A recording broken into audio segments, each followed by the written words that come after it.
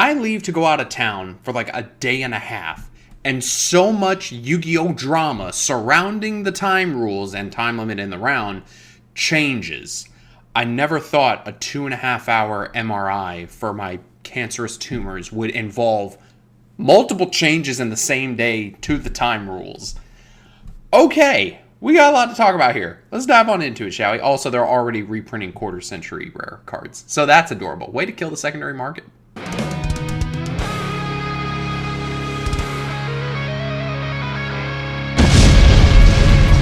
Hello, ladies and gentlemen, it is your host with the most, Avery LR32 here, and destroy, as you clearly have been, the boo-boo stain off of that like and subscribe button, if I could talk today, so that we can get even higher, the 1700 ladder, if I could quit burping from this lemonade that I'm drinking. First of all, thank you all so much. If you didn't see my community post, we hit 1,700 subscribers. We exploded like a power level, thanks to the algorithm finally kicking my channel in the balls and actually helping me reach some goals that probably would have taken me another year to get to, and that's not an exaggeration. So thank you all so much for all the love and support. Now, of course, if you've been keeping up with Yu-Gi-Oh, even if you've been living under a rock, you probably heard the rumblings above your Patrick Star looking rock. There has been so much drama in what is right now seemingly a dying game in Yu-Gi-Oh, which is really a shame to see. Between the secondary market, basically, okay, I'm past the 1 minute mark, between the secondary market shitting all over the floor, or as we like to say on the channel, crapping all over the venue floor. It's all the same concept at the end of the day. The secondary market being terrible, card design being really all over the place. We've talked about that on the channel because those past few videos have exploded in value. And so one of the things that recently came up was that Konami accidentally, we'll say, accidentally changed the time rules, and they came out and said, oh, don't worry, it's just for Worlds. It's just for Worlds. Did you hear? It's just for Worlds. It's just for Worlds. We haven't busted out the Ultra Ball in a while. Can you tell that I'm excited to be home after being on the road for 4 hours today? Yeah, that was fun. So let's go over what was originally put out, and then we'll go over what has now changed. But there is something important to keep in mind, that these changes could come back. So keep that in mind as we go through this, and we'll talk about that. So the first change that originally happened was for the Duelist Advanced Regional Qualifier. The way that they've been doing regionals for the past couple of years is that they tend to update the regional locations once a new course set is either about to come out or has already come out. So now that Duelist Advanced is out, they've got all the locations for the regionals for that set. Once we get Doom of Dimensions, they'll update it right before Doom of Dimensions comes out, or like right after it comes out, which for me as a Florida player is kind of a shame, because I basically get like one regional because I don't want to go all the way to Hollywood and then go X2 at the beginning of the day and then waste the rest of my time. And it's a 5-hour drive. Besides the point, it says here, how long will the regional qualifier tournament last? Remember, these are what was first posted. So it says the number of Swiss rounds is determined by the number of duelists, blah, blah, blah, blah. That's all the same. But they will be 50 minutes long. So what happens if I'm not done with my match after 50 minutes?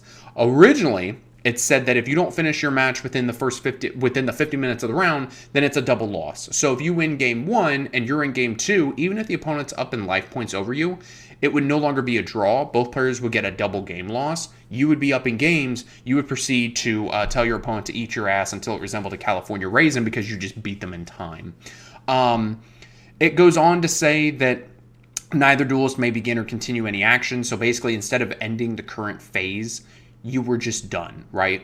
There were some other things here that basically, if at the end of 3 duels, 2 games of winners haven't been decided, like if you didn't win 2, then a 4th game would be decided. So something like self-destruct button that we've covered on the channel, like a retro format like Edison or something, would come up in that case.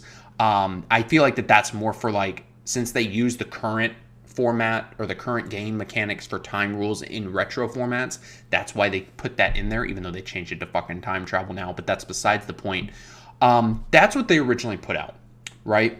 Then they made a post on social media saying, hey guys, this was a mistake. This was meant for the World Championship in Paris, France. This is the time rules that they're going to be using, which I think even those for Worlds is insane. But most players don't have to worry about Worlds, right?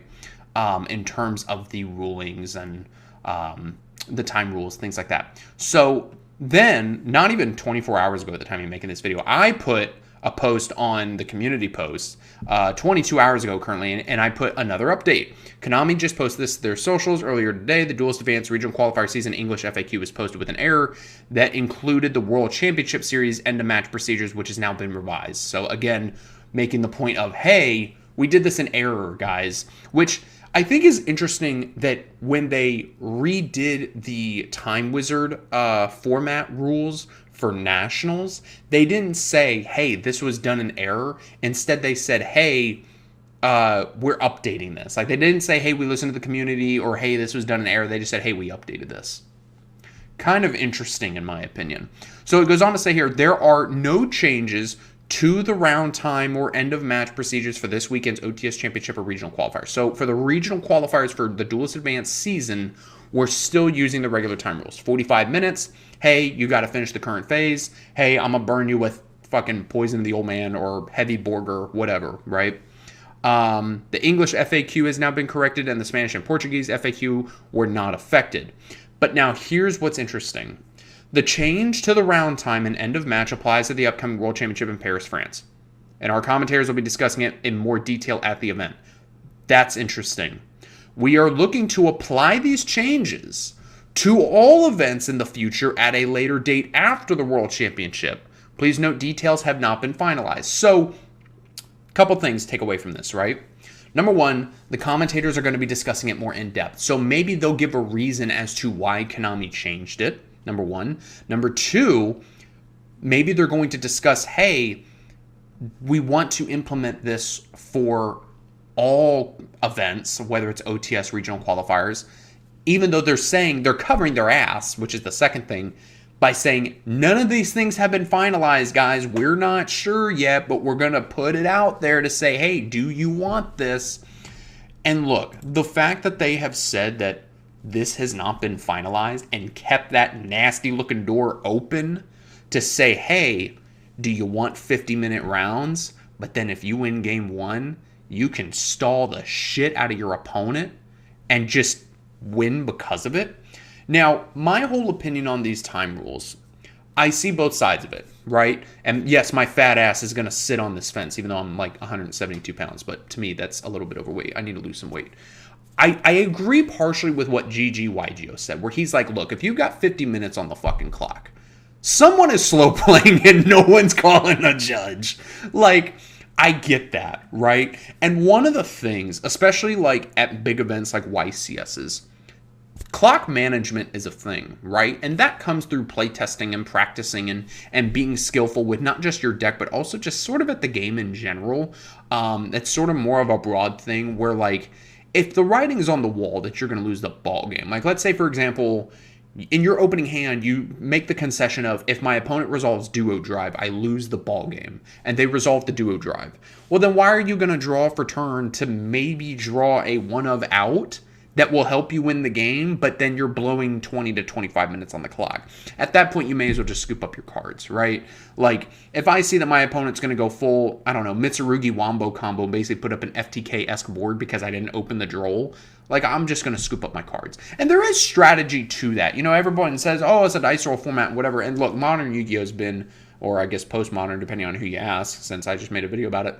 But modern Yu-Gi-Oh! Has been dice roll for a while. There's been very few exceptions in the format where it hasn't been so dice roll per se, right? And so, you know, especially with something like decks like Mitsurugi, Malice, and Rizal and all that running around, depending on what deck you're playing, especially if you're playing something more stun, like just straight up stun or runic, whatever, sometimes you're better off just scooping and not showing your opponent what you're playing. I did that at Orlando because round one, my opponent didn't show up. And then round two, of all things, I played against Flunder, which was crazy. And so round one, he put up M-Pin and a bunch of other shit.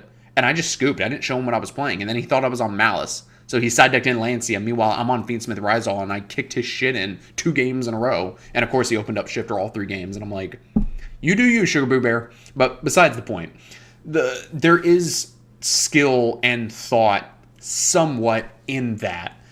But at the same time, if Konami actually wants to implement a really idiotic idea that basically if you win game one, you better finish up game 2 quicker. It's going to be a double loss.